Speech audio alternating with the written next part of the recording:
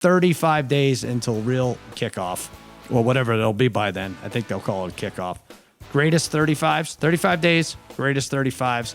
Only came up with like 2 that I could remember. Okoye for the Chiefs, Neil Anderson, I think, for the Bears. Neil Anderson deserves a shout out because history moved past him. He did what is, nominally one of the toughest things to do in the world, which is replace a legend. He took over for Sweetness and was great, Neil Anderson. He was great for a few years for Chicago. You don't realize how great Neil Anderson is, but Harry's monstrous brother, his half-wit brother, 300, 350 pounds, 700 pounds, I don't know what it was. So I had a girlfriend in college, and, we'd get back late from the bars at like 2:30 in the morning, Saturday night into Sunday.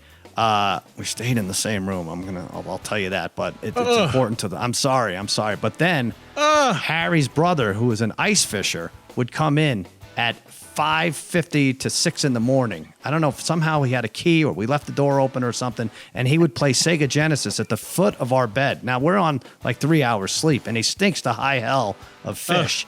And he is playing his beloved Bears and screaming every time Neil Anderson scores.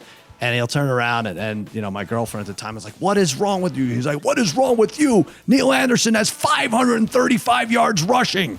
And she got up and left. And eventually got up and left for good. Yeah. So that's it. That's the greatness of Neil Anderson. If you were complaining about him smelling like the fish, what do you think the fish were saying back in the sea? Exactly. You smell like Harry's brother. Get away from me.